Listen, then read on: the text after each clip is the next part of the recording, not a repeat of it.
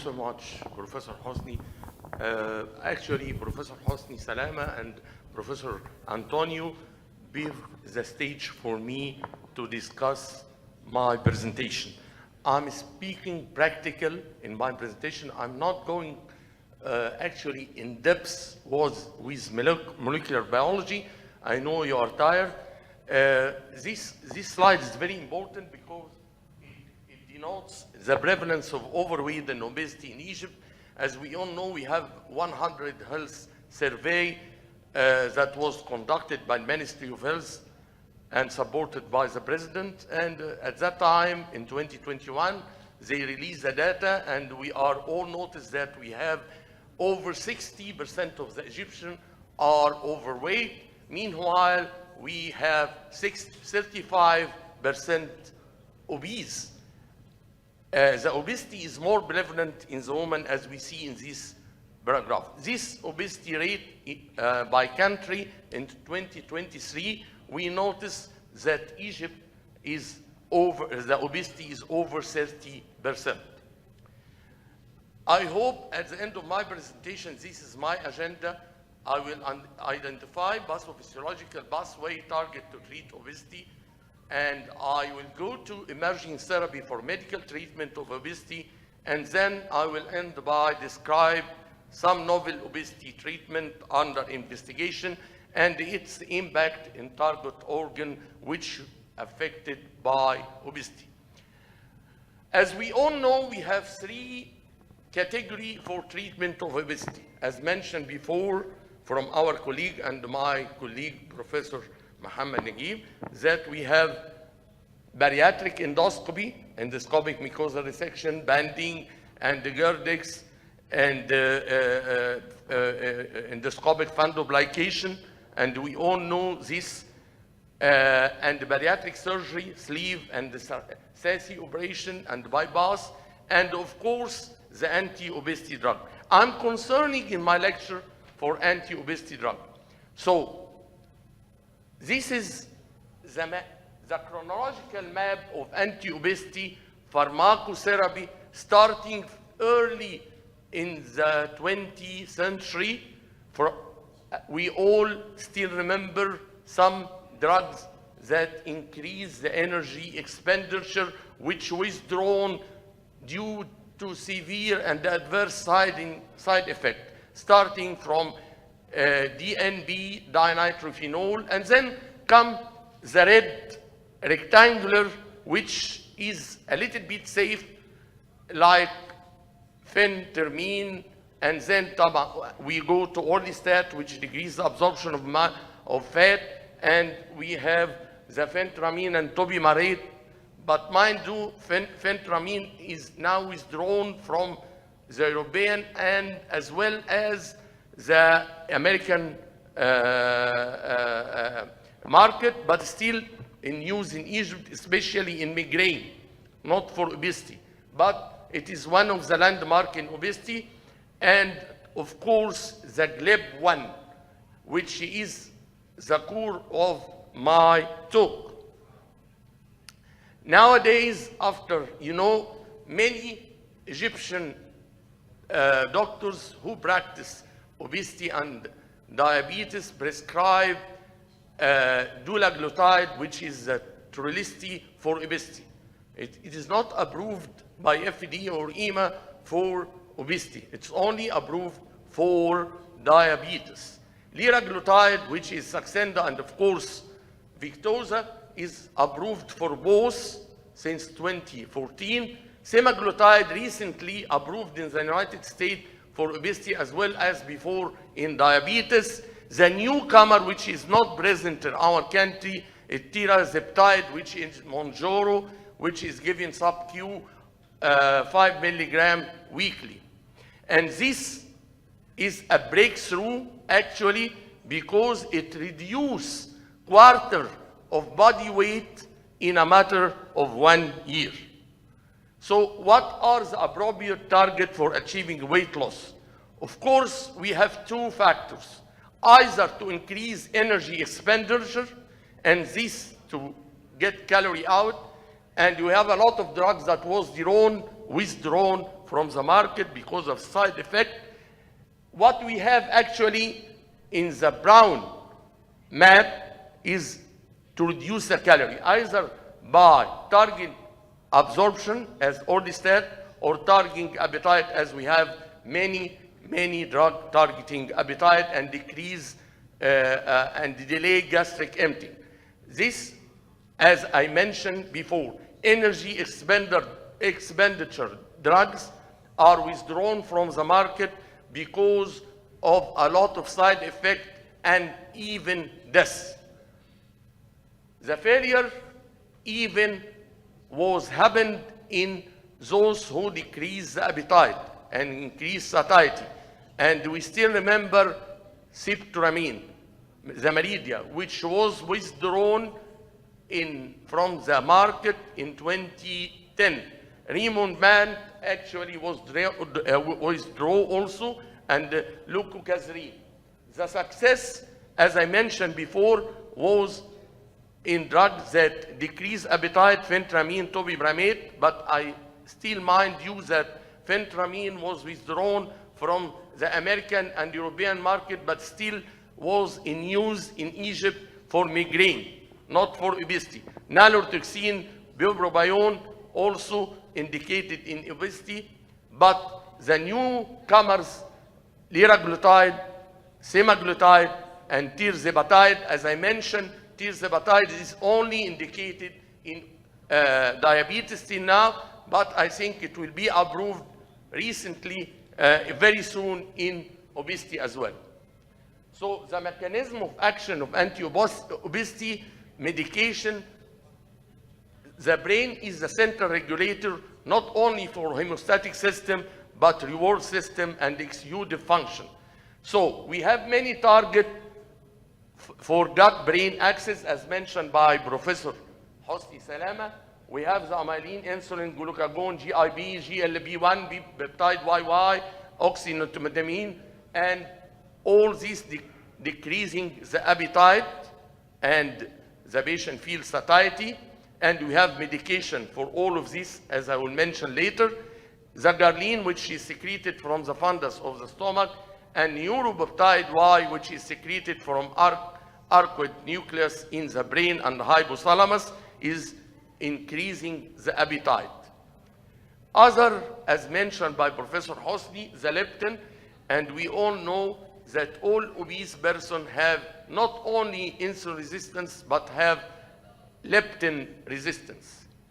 Other target for regulation of energy expenditure, which I hope it will be safe, not the previous drugs, CNS activation selective tissue, browning of the white adipose tissue, what's called GRB, G protein coupled receptors 75 inhibitors, and nowadays we have drug which target these receptors. This receptor is important for fat storage and glucose intolerance. When you inhibit it, fat will be for oxidation, going for oxidation, no more fat storage, and it causes decreasing glucose level. So this is an important target for obesity. In bariatric surgery, we all know since 25 years that bariatric surgery changed the hunger pattern. It increased transient food and midgut through gastric pouch. It increased the hormone which delayed gastric emptying like GLP-1 and BBY, and decreased the ghrelin, especially in sleeve operation. It also decreased malabsorption. It caused malabsorption, and it increased the bile acids. And the bile acids is important for intestinal hypertrophy, and it is anoxygenic, which is important. Some papers said that after bariatric surgery, energy expenditure are more. This is maybe decreased weight and increased activity. What is the emerging therapy? Of course, we learn from genetic obesity, which all this syndrome, Bardet-Biedl, BOMC, BCSK deficiency, which is rare but present, and leptin deficiency, all are due to leptin resistance. This medication, which is approved in genetic obesity, setmelanotide, will be in recent years will approved in leptin resistance obese person. This medication, which is setmelanotide, will activate the leptin receptors, which increase the messenger that goes and cause two important stimulation or activation. It activates melanocortin 4 receptors as well as melanin stimulating factors, which will lead to decreased appetite, decreased weight, and increased energy expenditure. But the side effect, of course, is not only injection side reaction, but pigmentation. And this is the efficacy. Many paper mentioned like this 1 year ago, that setmelanotide, which increase in leptin activity, will improve those who have congenital obesity. What about GLP-1 agonist and obesity? Of course, GLP-1, starting from liraglutide, and we go to semaglutide, and nowadays we have tirzepatide, which is Mounjaro, and this will be present in Egypt very soon. It has no impact only on losing weight, it has an impact as well in target organs that are affected by obesity. As we see in the last paragraph, that semaglutide has some changes from the original GLP-1 that created by God. In a matter of arginine replace lysine in amino acid 28, isobutyric acid release glycine, replace glycine in position 2, as well as C18 fatty acid attached to lysine, and all are albumin binding. That's why it has a half-life approximately 5 days.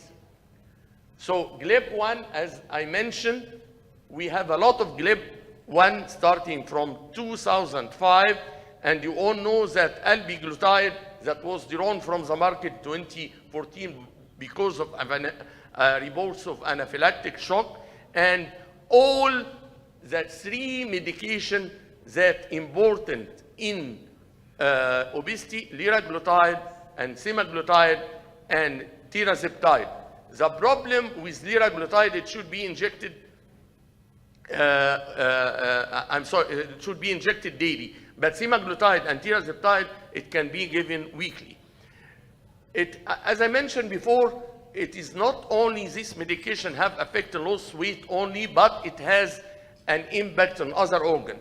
This one of the papers that was presented in ASLD meeting, that GLP-1 affect weight loss in diabetes and non-diabetic patient here, and it also has an impact on muscle.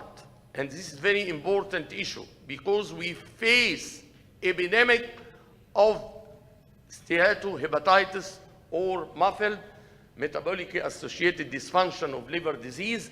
And here is very important paper 3 years ago presented in ASLD meeting in Boston, and shows that semaglutide cause resolution in 40 to 50% of steatohepatitis and the improvement in liver fibrosis. Tirzepatide is the newcomer. It is not 31 amino acid like semaglutide. It is 39 amino acids, and it has great affinity for GIB and the GLP than GLP-1, but has affinity for both. This what's called twin creatine. You will hear this in the near future, what's called twin creatine and the triple creatine. That's to say, it is not only GLP-1, but it affects also GIB. And when twin creatine, when you co-infuse drug like tirzepatide, which has GLP-1 and GIB affinity, it has a synergistic effect increase insulin, decrease glucagon, and has an impact significantly to body weight loss. And as I mentioned before, all the studies show that quarter of body weight will be lost in a matter of 1 year. And this is some data regarding the twin creatine tirzepatide. So we have many drugs, and sooner we will get more and more and more. And I will tell you, in the future, near future, in 2030 and beyond 2030, the need for bariatric surgery and endoscopic bariatric surgery will decrease, because we have a very significant drug. Although we know that, and I see very rare cases of pancreatitis from GLP-1, and of course we shouldn't use GLP-1 if you have a family history of medullary carcinoma of the thyroid or any neuroendocrinal tumor. Tirzepatide, as I mentioned, is approved for diabetes but not obesity yet. How much weight loss needed? And this is a very important question, actually. To correct organ pathology happen due to obesity. Many paper, and I will revise most of the paper in this slide. If our aim is to prevent type 2 diabetes, we should reduce body weight 10%. But if you want to improve hyperglycemia, you will go for 20%. If we need type 2 diabetes remission, we need 30% reduction of body weight.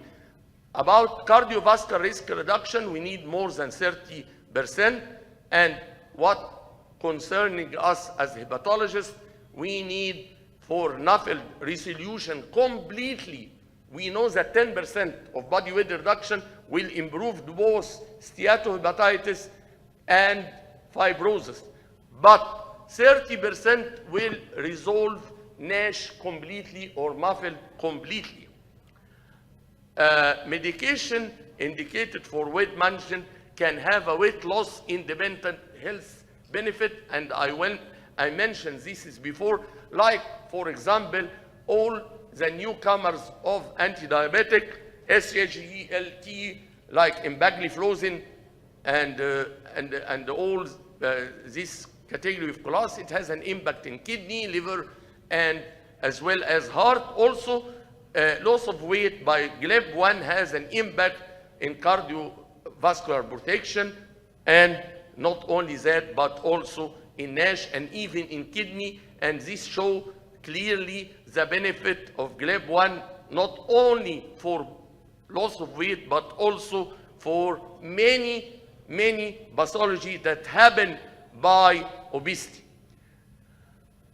NASH resolution after bariatric surgery is significant, but as mentioned by Professor Honsney, we need to reduce body weight 1.5 kilo, 2 kilo maximum weekly, because if happen more than that, and this is happened by the old bariatric surgery, it will have a negative impact in liver.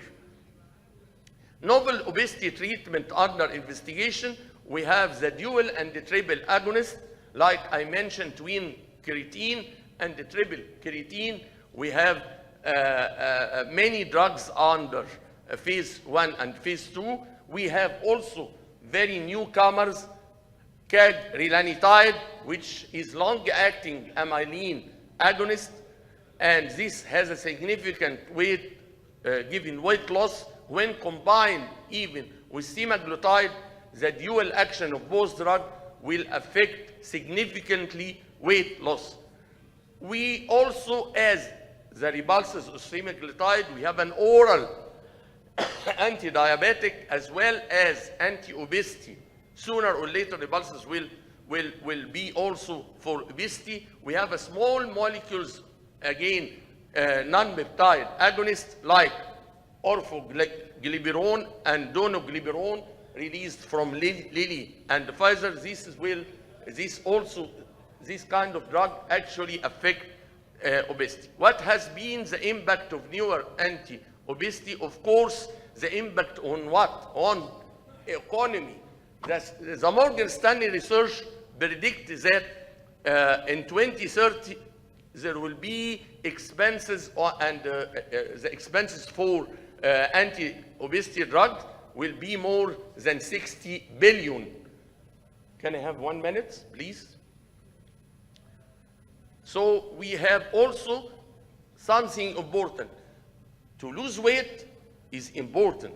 Also, to target organ damage or pathology due to weight loss is important. But the third important issue is to gain muscle bulk, because obese person, when reduce their weight, they also reduce the muscle bulk. And this is one bimagrumab. This is a biological medication that gain popularity among scientists because it increases body muscle mass, as well as it decreases obesity. This is the potential of all pharmacotherapy for obesity, and I will not discuss this because of short of time, and I will leave you with very important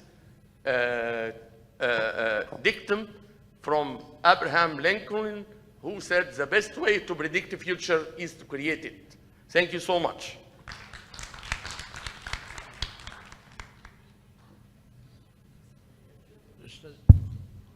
Thank you, Professor Hesham, for this very elegant talk. Is there any question from the floor? Okay. I know that you are a gastroenterologist.